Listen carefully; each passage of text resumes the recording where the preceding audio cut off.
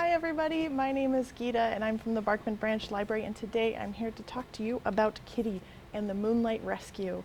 And this is one of my favorite books. It is by Paula Harrison and Jenny Lovely, and it has some great, wonderful graphics, but it tells a story about a little girl whose mom is a superhero. And she goes out at night to rescue people and save the world, and Kitty wants to follow in her footsteps. So Kitty gets up to some wonderful antics of her own, and we can see that here in our beautiful illustrations. We have a wonderful orange color scheme, so it goes really with Halloween and around that spooky time. So I'd say give this book a read if you like wonderful superhero antics and you like reading about people who are learning about themselves and having a good time. Thank you so much, and I hope you enjoy this book.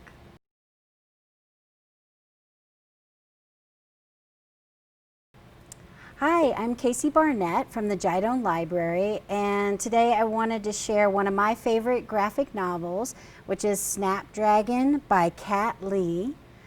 The reason I like it is because it's about friendships, all kinds of friends and families, and it's really a kind of sweet story, kind of about people who are a little bit different. Maybe they have interests that some people think are weird, like maybe dead animals.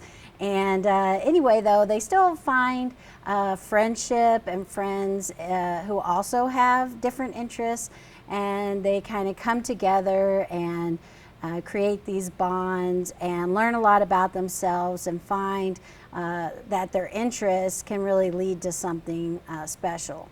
So if you're looking for a great book to read about friendship, family, magic, all that good stuff, then check out Snapdragon by Kat Lee. Did I say that right? Yeah, Kat Lee.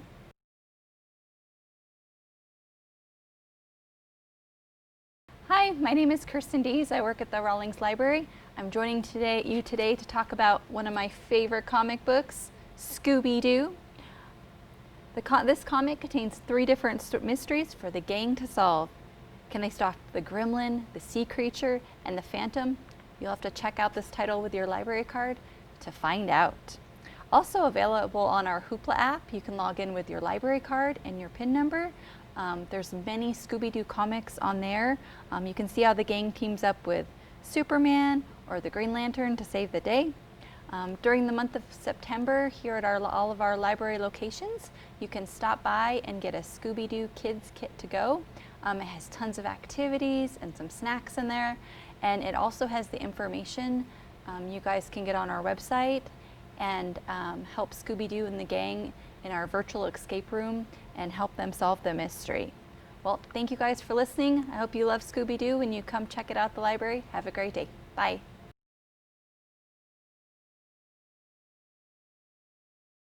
Hi everyone, my name is Sharon Rice. I'm the Makerspace librarian here at the Rawlings Library, and today I will be book talking the 16th novel in the Dresden Files series by Jim Butcher, Peace Talks. This is a long-awaited 16th edition of this particular series. It's been about 5 years since Jim Butcher has put out a book, so we're very, very excited to get it. If you guys are not familiar with the Dresden Files, we do have books 1 through 15 here at the library. It's a really fantastic urban fantasy series about a wizard named Harry Dresden who fights supernatural crime in Chicago. This book is a culmination of a bunch of other storylines within the Butcher universe here, the Dresden universe, where Harry, our main wizard, has to fight probably 4 or 5 different forces of good and evil, from wicked and good fairies to a dragon to the White Council of Wizards, to protect a peace talk situation with a bunch of supernatural creatures who have met in Chicago, all at the same time protecting his daughter and his brother from forces that he doesn't understand. The book's a wild ride. It's an adventure from the word go. It's a bit of a departure from some of Butcher's other works. The characters are a little bit different. They're a little bit darker and a little bit older, and it definitely ends on a cliffhanger. If you're interested in urban fantasy or anything Dresden Files, or you just really didn't remember the name of the 16th book because it's been so long, let me highly recommend Peace Talks to you and the entire Dresden Files series by Jim Butcher as well. Thanks for tuning in and have a wonderful, wonderful IdeaCon. Bye, everyone.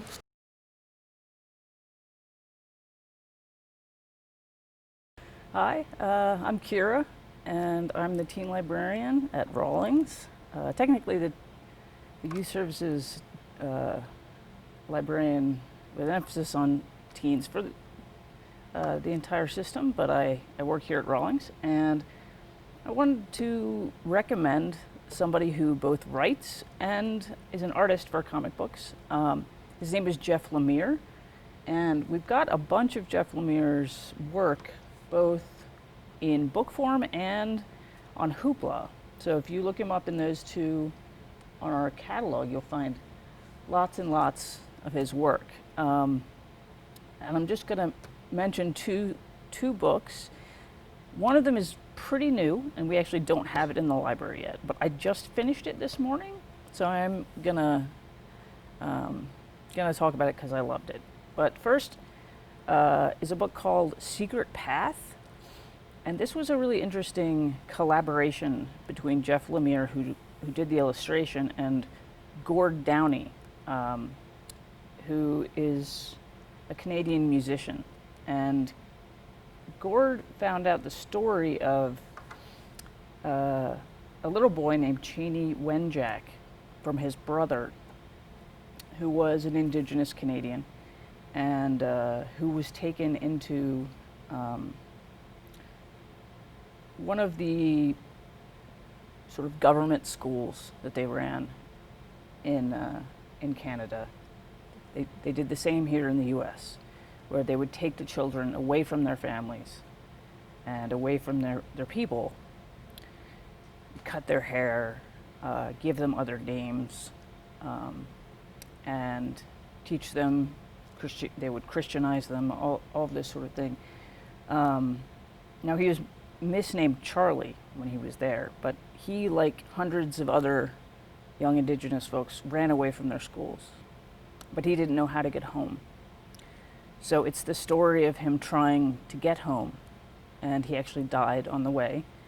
But Jeff Lemire illustrated it, and so it's these poems that became songs written by Gord Downie, and Jeff Lemire illustrated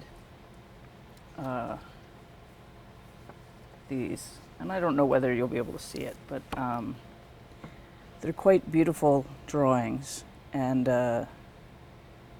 it's not a complicated story, but when you understand what it really is, it's very moving, and it's a beautiful book, and I definitely recommend it. We do have it here at Rawlings as soon as I check it back in.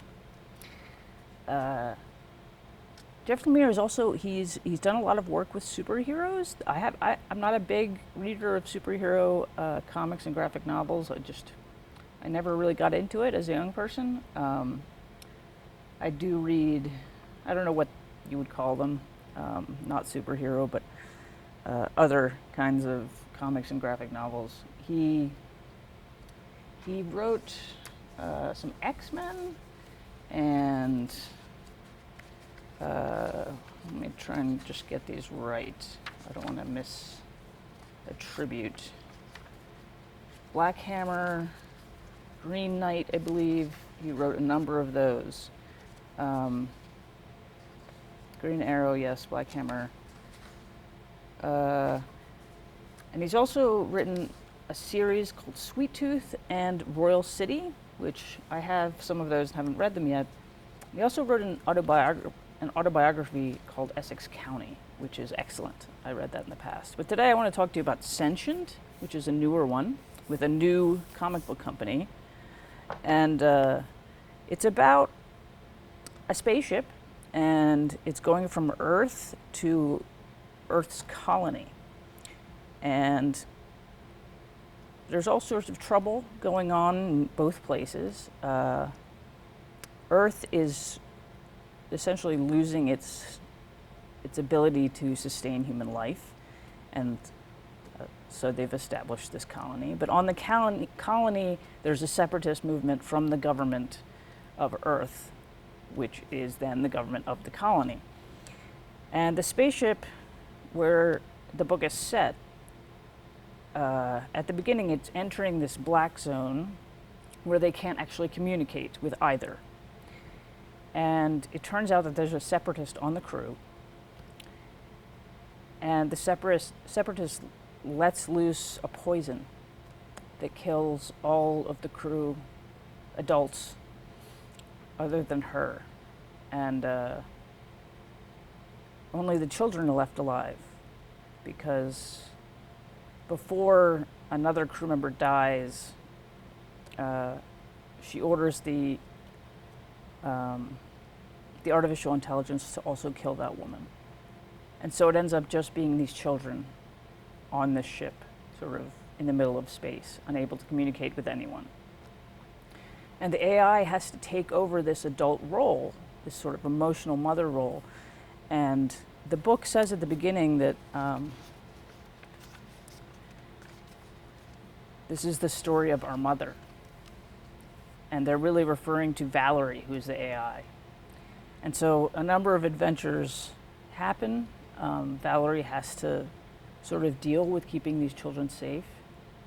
And they run into some problems with other ships. Where they refuel, they run into some issues. And the children are heroic, they become heroic. And Valerie also is quite heroic. Though the children end up being real heroes in the story. And it's the first of what will be a series, and I look forward to reading the later ones. I love Jeff Lemire's art, and also I have, Essex County is brilliant as he writes and illustrates that one. So I recommend all of his work. Anything you can find, it's generally going to be quite beautiful. He has won an Eisner in the past, and I discovered him at my favorite comic book store back east. I went in and I was just sort of wandering around, and they had a little display of his work, and I started talking to one of the people who worked there, and she encouraged me to read Essex County, and I did, and then I got excited and started reading more. So I would definitely recommend Jeff Lemire, and as well as many other graphic novels and comic books. It's a great world to read, and for younger folks, there are tons of great teen graphic novels and youth graphic novels. So let's celebrate them. They're the best. Thanks.